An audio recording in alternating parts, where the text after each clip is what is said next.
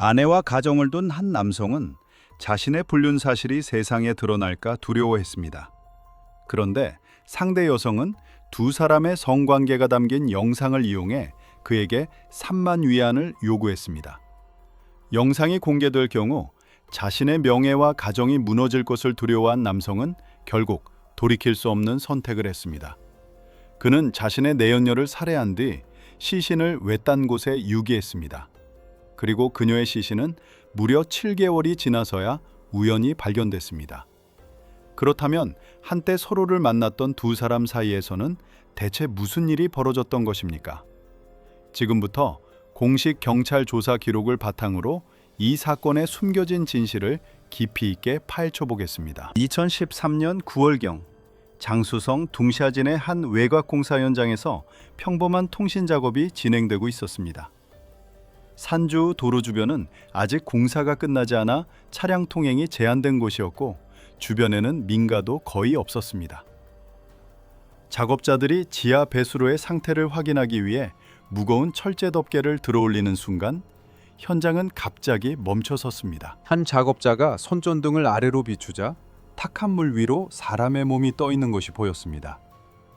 긴 머리카락은 물에 젖어 흩어져 있었고 옷은 오랜 시간 물에 잠긴 듯 심하게 변색되어 있었습니다. 곧바로 경찰에 신고가 접수됐고 현장은 통제됐습니다. 하지만 그 순간까지 경찰이 알고 있던 것은 단 하나였습니다. 누군가의 시신이 발견됐다는 사실뿐이었습니다. 신원은 확인되지 않았습니다. 신분증도 없었고 휴대전화도 발견되지 않았습니다. 얼굴은 심하게 훼손되어 육안으로는 생전의 모습을 알아보기 어려웠습니다. 주머니에서는 소액의 현금과 열쇠 꾸러미, 휴지 등이 발견됐지만 그것만으로는 이 여성이 누구인지 특정할 수 없었습니다. 한쪽 발에는 운동화가 남아 있었지만 다른 한쪽은 맨발이었습니다. 주변을 수색했지만 사라진 신발 한 짝은 발견되지 않았습니다. 경찰은 처음부터 이 장소가 실제 범행 현장인지 확인해야 했습니다. 그러나 시신이 놓인 방식과 닫혀있던 철제 덮개는 단순한 사고 가능성을 낮추고 있었습니다. 법의관이 시신을 살펴보면서 상황은 더욱 달라졌습니다. 목 주변에는 희미하지만 분명한 흔적이 남아 있었고 양쪽 손목에도 무언가에 묶였던 것으로 보이는 자국이 확인됐습니다.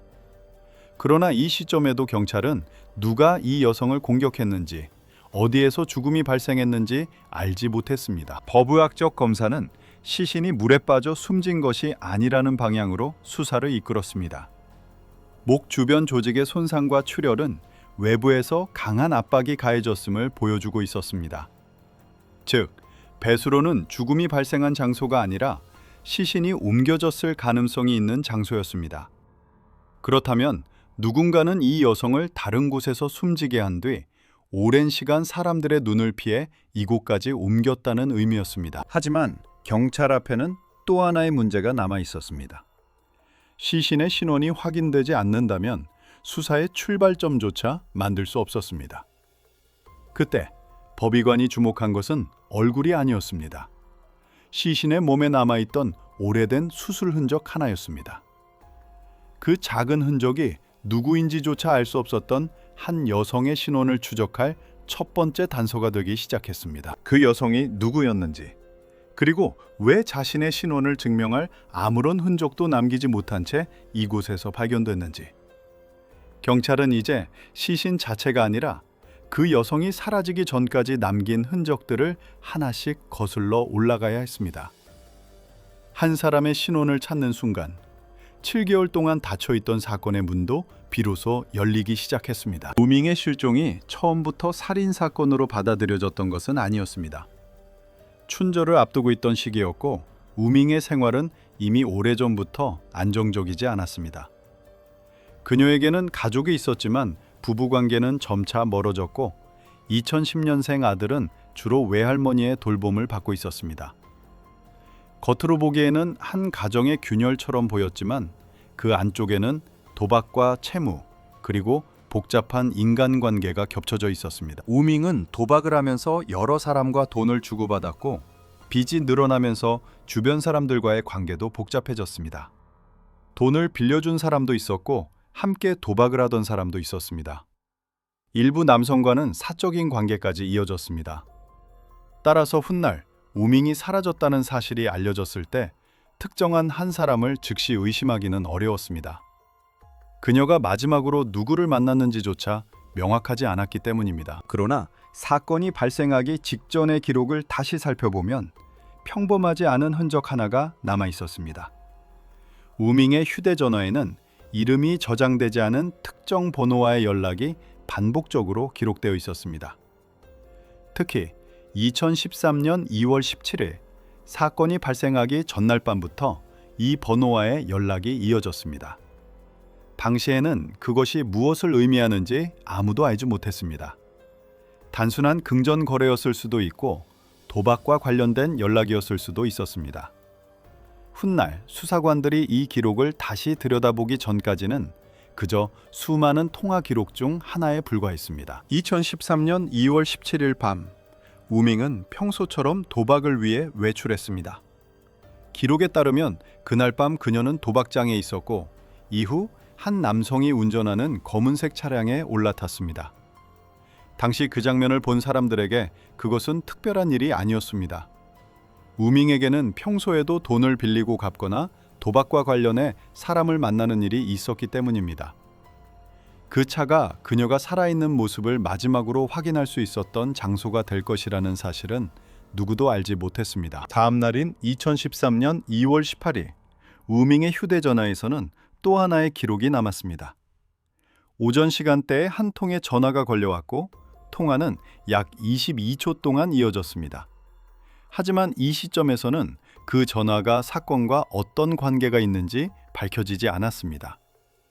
전화를 받은 사람은 흥안이었습니다.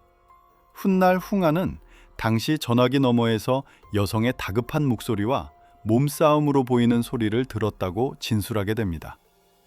그러나 그때만 해도 그것이 우밍의 마지막 연락이었다는 사실을 알 수 없었습니다. 전화가 끝난 뒤 우밍의 휴대전화는 더 이상 정상적으로 움직이지 않았습니다. 연락은 끊겼고 그녀 역시 주변 사람들의 시야에서 사라졌습니다. 가족들은 그녀가 어디에 있는지 알지 못했습니다. 경찰이 아직 사건을 파악하기 전까지 우밍의 실종은 수많은 실종 사례 가운데 하나처럼 보일 수도 있었습니다. 그러나 한 가지 사실만큼은 분명했습니다. 2013년 2월 17일 밤까지 평소와 다름없이 움직이던 사람이 다음날 흔적을 남긴 뒤 갑자기 모든 연락을 끊었다는 것입니다. 당시 누구도 그 짧은 시간 안에 무슨 일이 벌어졌는지 설명할 수 없었습니다. 그리고 약 7개월 뒤 산주 일대의 지하 배수로에서 한 여성의 시신이 발견됐습니다. 경찰은 그 시신이 우밍이라는 사실조차 아직 알지 못했습니다. 하지만 시신에서 발견된 오래된 수술 흉터와 실종 기록이 연결되는 순간 평범한 실종으로 보였던 사건은 전혀 다른 방향으로 움직이기 시작했습니다. 그때부터 수사관들은 우밍의 마지막 하루를 다시 구성하기 시작했습니다. 그녀가 누구를 만났고 누구에게 전화를 걸었으며 마지막으로 올라탄 차량이 무엇이었는지, 그리고 그 질문의 끝에는 아직 이름조차 수사선상에 명확하게 떠오르지 않은 한 사람이 기다리고 있었습니다. 우밍의 신원이 확인되면서 수사는 비로소 출발점을 얻었습니다. 그러나 그것이 곧 범인을 의미하는 것은 아니었습니다. 오히려 수사관들 앞에는 더 많은 이름이 놓였습니다. 우밍에게 돈을 빌려준 사람, 함께 도박을 하던 사람, 돈을 갚으라고 요구하던 사람, 그리고 사적인 관계를 맺었던 사람들이 차례로 조사 대상에 올랐습니다. 우밍의 생활 자체가 복잡했기 때문에 그녀의 죽음과 직접 연결되는 관계가 무엇인지를 구분하는 일부터 쉽지 않았습니다. 수사팀이 가장 먼저 다시 확인한 것은 사망 원인이었습니다. 시신은 오랫동안 지하 배수로에 있었지만 법의학적 검사에서는 단순한 익사로 설명할 수 없는 흔적이 발견됐습니다. 목 주변 조직에는 압박으로 인한 손상이 있었고 손목에도 제압 과정에서 생긴 것으로 보이는 흔적이 남아 있었습니다. 물속에서 발견됐다는 사실 때문에 처음에는 사고 가능성도 배제할 수 없었지만 검사가 진행될수록 사건은 타살 가능성이 높은 방향으로 움직였습니다. 다만 이때도 경찰은 누가 우밍을 죽였는지 알지 못했습니다. 더구나 시신이 발견된 장소는 실제 범행이 일어난 곳이 아니었습니다. 누군가 다른 장소에서 우밍을 숨지게 한 뒤 시신을 차량으로 옮겨 이곳에 버렸을 가능성이 제기됐습니다. 그렇다면 수사는 배수로 주변만 조사해서는 끝날 수 없었습니다. 범행 장소와 시신 유기 장소가 서로 다를 수 있었기 때문입니다. 경찰은 우밍이 실종되기 직전 누구를 만났는지, 어디에서 마지막으로 목격됐는지, 그리고 실종 직전 휴대전화가 어떤 움직임을 보였는지를 다시 추적하기 시작했습니다. 그 과정에서 수사관들의 관심을 끈 것은 2013년 2월 18일 오전에 남겨진 22초짜리 통화였습니다. 우밍의 휴대전화에서 흥안에게 걸려온 전화였습니다. 처음부터 이 통화가 결정적인 증거였던 것은 아닙니다. 단순히 통화 기록 하나가 발견됐을 뿐이었습니다. 하지만 흥안의 진술을 확인하면서 상황이 달라졌습니다. 흥안은 전화기 너머에서 우밍으로 보이는 여성의 목소리와 함께 다급한 상황을 짐작하게 하는 소리를 들었다고 설명했습니다. 통화는 오래 이어지지 않았고 이후 우밍의 휴대전화는 더 이상 정상적인 연락을 남기지 않았습니다. 수사관들은 이 22초가 의미하는 것이 무엇인지 확인해야 했습니다. 우밍은 누구와 함께 있었던 것인가? 왜 도움을 요청하는 듯한 목소리가 들렸는가? 그리고 통화가 끝난 직후 왜 휴대전화가 끊겼는가? 당시 경찰에게는 아직 답이 없었습니다. 다만 이 짧은 통화가 우밍이 마지막으로 외부와 연결됐을 가능성이 있다는 점은 분명했습니다. 수사팀은 통신 기록을 다시 들여다봤습니다. 그러자 사건 전날인 2월 17일부터 우밍의 휴대전화에 이름이 저장되지 않은 번호가 반복적으로 등장했다는 사실이 확인됐습니다. 번호의 사용자를 특정하는 것이 다음 과제가 됐습니다. 당시 경찰은 이 번호가 범행과 관련됐다고 단정할 수 없었습니다. 우밍의 생활에는 돈과 도박을 둘러싼 연락이 많았고 낯선 번호 하나만으로 특정인을 범인으로 지목할 수는 없었기 때문입니다. 하지만 통화 기록과 함께 우밍의 마지막 동선을 다시 맞춰보자 또 하나의 장면이 나타났습니다. 2월 17일 밤 우밍은 도박장에서 시간을 보낸 뒤 한 남성이 운전하는 검은색 차량에 올라탔습니다. 그리고 다음날 오후 같은 계열의 차량이 산주 일대에 나타난 기록이 확인됐습니다. 교통 감시 카메라에는 약 10시시 무렵 해당 지역을 지나가는 검은색 차량이 남아 있었습니다. 시신이 발견된 장소와 차량의 이동 경로가 겹치기 시작한 것입니다. 그러나 이건 역시 아직 결정적인 증거는 아니었습니다. 우밍이 검은색 차량에 탔다고 해서 그 차량이 반드시 시신을 옮기는 데 사용됐다고 단정할 수는 없었습니다. 차량의 주인이 누구인지, 우밍과 어떤 관계였는지, 그리고 그날 실제로 어디까지 이동했는지를 하나씩 확인해야 했습니다. 수사관들은 차량 소유자를 확인했고 그 사람이 우밍과 알고 지내던 인물이라는 사실을 파악했습니다. 그때부터 천하오라는 이름이 수사 기록 안에서 중요한 위치를 차지하기 시작했습니다. 하지만 이름이 등장했다고 해서 곧바로 범인이 되는 것은 아니었습니다. 천하오 역시 당시에는 우밍과 관계가 있었던 여러 사람 중 한 명이었습니다. 수사관들은 그의 진술과 이동 경로를 다른 자료와 맞춰야 했습니다. 특히 차량 내부에 우밍과 연결되는 흔적이 남아있는지가 중요했습니다. 만약 아무런 물적 증거가 발견되지 않는다면 두 사람이 서로 알고 있었다는 사실만으로는 살인 혐의를 입증하기 어려웠습니다. 그래서 경찰은 차량을 정밀하게 확인하기 시작했습니다. 차량 내부에서는 담배로 인해 생긴 것으로 보이는 작은 그을음 흔적과 천조각이 발견됐습니다. 우밍이 발견됐을 당시 입고 있던 외투에는 찢어진 부분과 작은 그을음 자국이 남아 있었습니다. 수사관들은 이 흔적들이 단순한 우연인지 실제로 차량 안에서 발생한 것인지 확인하기 위해 감정을 진행했습니다. 이 단계에서도 경찰은 아직 사건 전체를 알고 있지 않았습니다. 22초의 통화, 이름 없는 전화번호, 검은색 차량, 외투의 흔적. 각각은 서로 다른 방향을 가리키는 단서처럼 보였습니다. 그러나 하나씩 시간 순서대로 맞춰 놓으면 우밍이 사라진 마지막 순간과 시신이 발견된 장소 사이에 하나의 연결선이 만들어지고 있었습니다. 그리고 그 연결선의 끝에는 천하오가 있었습니다. 하지만 결정적인 질문은 아직 남아 있었습니다. 우밍과 천하오 사이에 그날 실제로 무슨 일이 있었던 것입니까? 수사관들은 이제 단순히 두 사람의 관계를 확인하는 것을 넘어 그 관계가 살인으로 이어질 수 있었던 이유와 사건 당일 차량 안에서 벌어진 상황을 확인해야 했습니다. 이때부터 수사는 실종된 여성의 마지막 행적을 찾는 단계에서 한 남성의 진술과 물적 증거가 서로 일치하는지를 검증하는 단계로 넘어가게 됩니다. 수사팀이 차량 내부의 흔적을 하나씩 확인하기 시작하면서 지금까지 서로 떨어져 있던 단서들이 조금씩 같은 방향을 가리키기 시작했습니다. 그러나 결정적인 것은 흔적 하나가 아니었습니다. 우밍의 마지막 통화 기록, 사건 전날의 통신 기록, 교통 감시 카메라에 남은 차량의 이동, 그리고 차량 내부에서 발견된 물적 증거를 같은 시간축에 놓는 작업이 필요했습니다.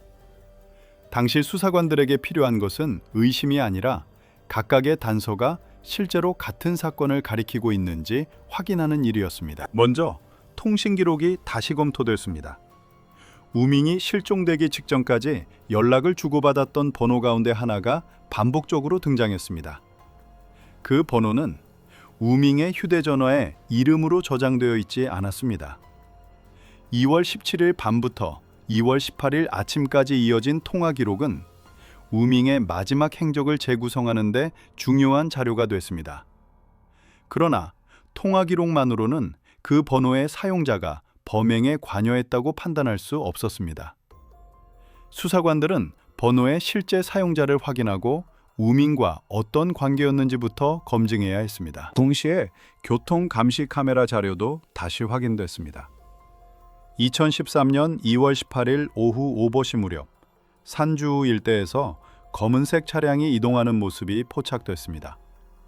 이 지역은 훗날 우밍의 시신이 발견된 장소와 연결되는 곳이었습니다.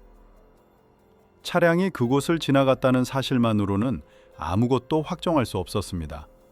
하지만 우밍이 마지막으로 목격된 차량 역시 검은색 차량이었다는 점에서 수사관들은 두 기록 사이에 실제 연결고리가 있는지를 확인하기 시작했습니다. 차량 소유자를 확인한 결과 그 사람은 우밍과 알고 지내던 인물이었습니다.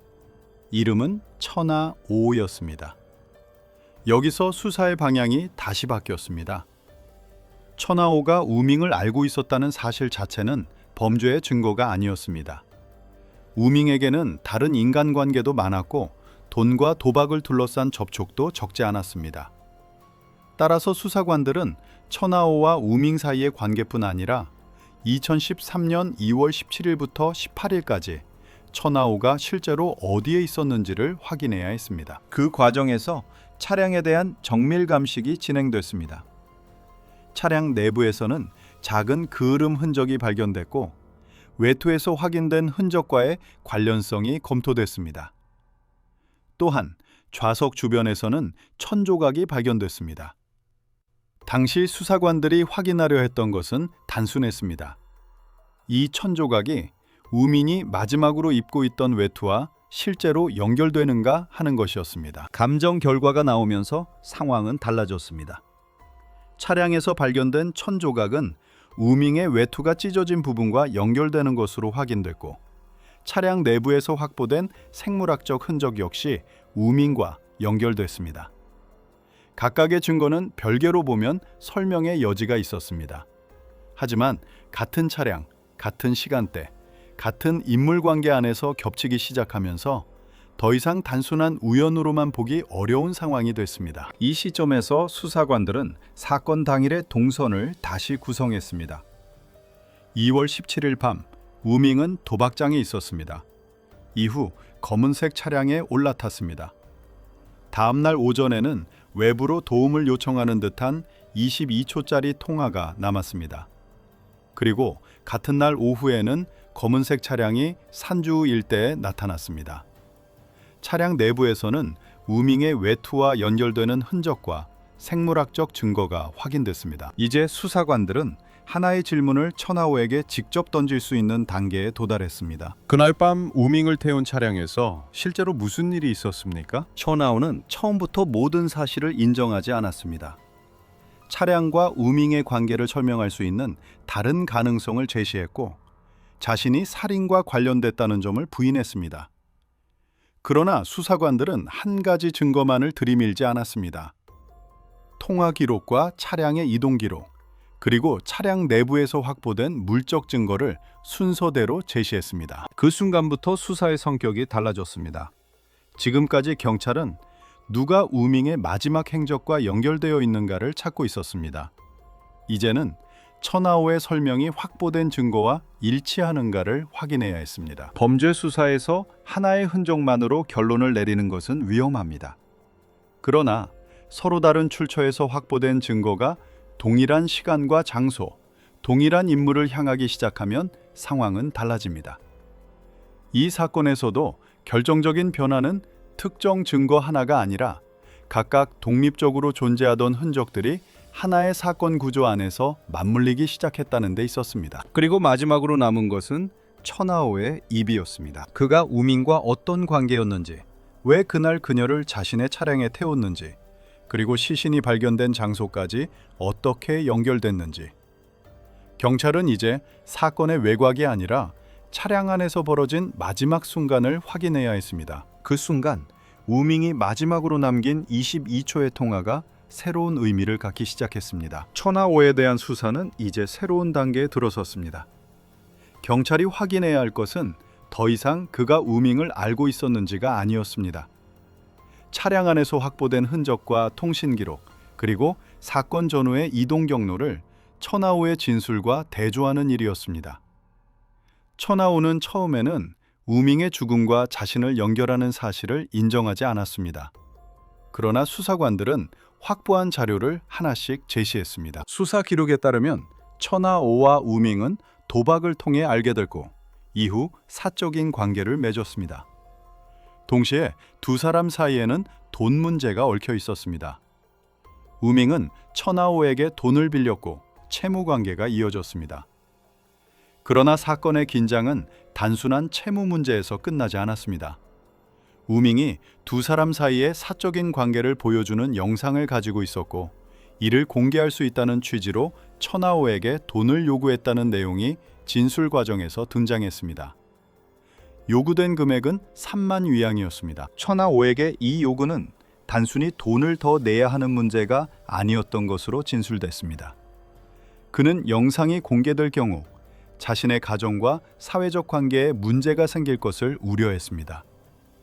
결국 돈과 사생활, 그리고 관계의 주도권을 둘러싼 갈등이 한 차량 안에서 격해졌습니다.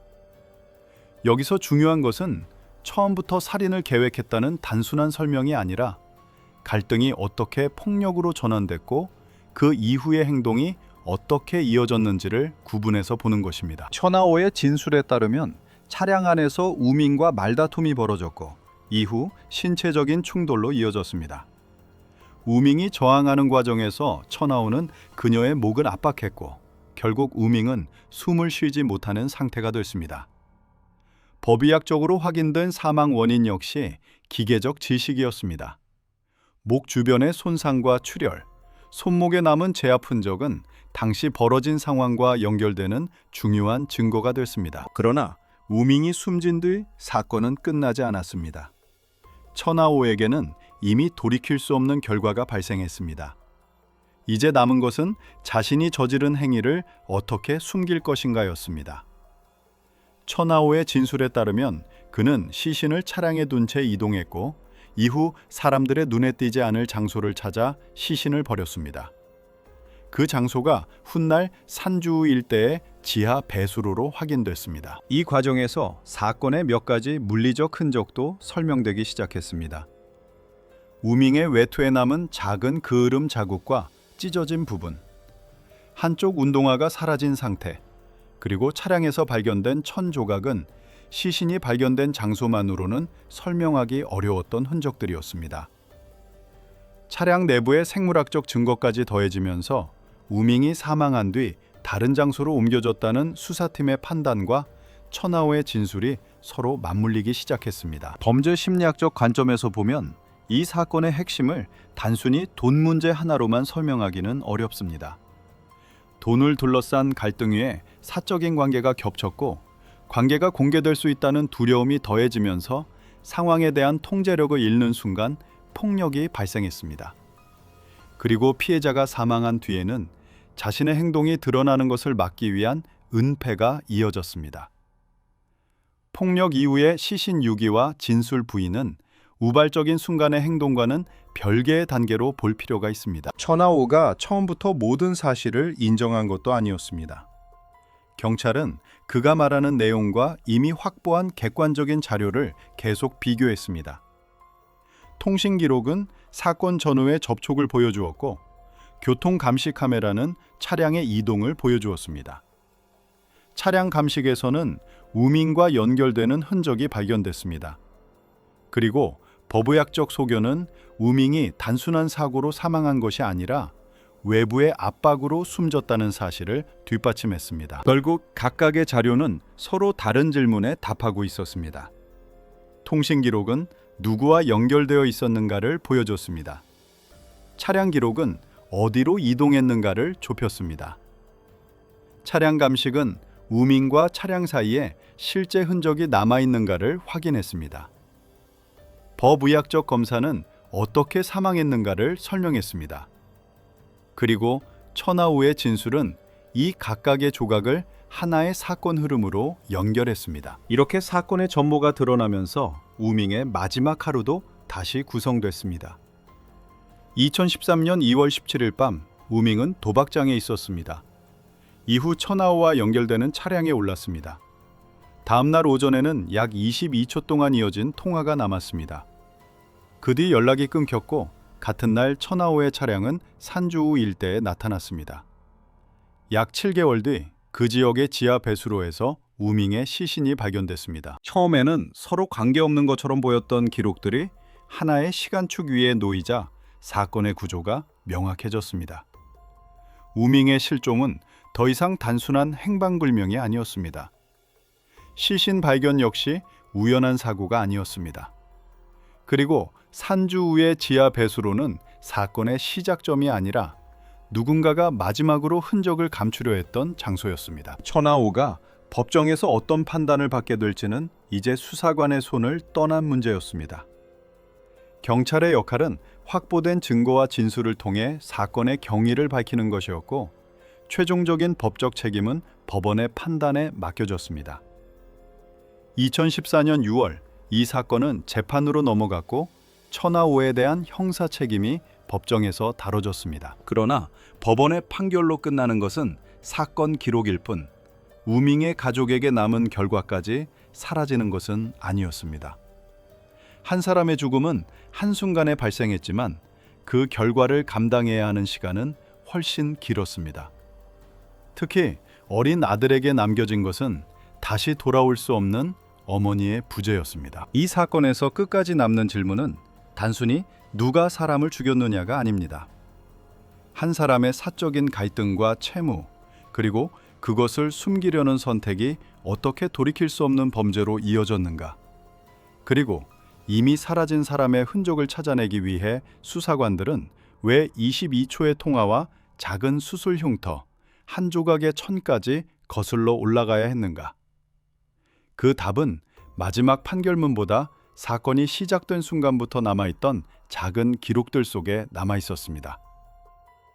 2014년 6월 천하오에 대한 재판이 진행되면서 사건은 수사 단계에서 사법적 판단의 단계로 넘어갔습니다. 수사관들이 오랜 시간에 걸쳐 맞춰온 통화 기록과 차량 이동, 법의학적 소견, 차량에서 확보된 물적 증거, 그리고 천하오의 진술은 법정에서 다시 검토됐습니다.